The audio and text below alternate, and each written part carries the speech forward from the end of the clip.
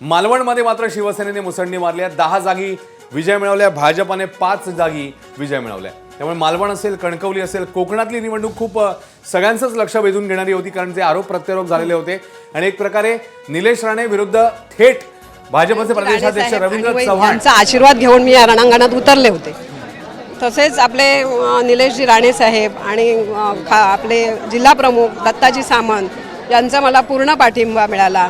तसेच माझे कार्यकर्ते यांचा पण मला पूर्ण पाठिंबा मिळाला। त्याचमुळे मी ही निवडणूक जिंकू शकले। असं आहे की 10 उमेदवार तुमचे जिंकलेले आहेत।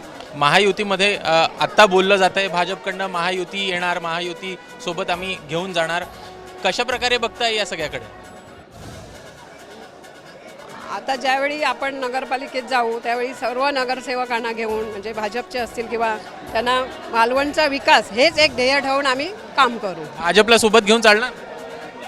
हां, आता ते पक्ष आपला ठरवेल त्याच्यावर काय आहे युती, वरती युती आहे। त्यामुळे आमचे आमदार साहेब सांगतील त्याप्रमाणे आम्ही मोठ्या प्रमाणात पैसे वाटप झालं असा आरोप झालेला होता, काय सांग? त्याबद्दल मला काय बोलायचं नाही। एकनाथ शिंदे देखील प्रचारासाठी आलेले, आपले माननीय उपमुख्यमंत्री एकनाथजी शिंदे साहेब आलेले, त्यामुळेच ते प्रचारासाठी माझ्या आलेले, त्याच्यामुळेच हा विजय मी प्राप्त करू शकले।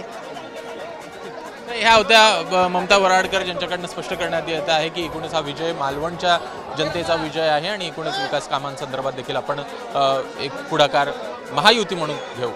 कॅमेरामॅन अरविंद वारगेसह विष्णू टाळ, ABP माझा, मालवण।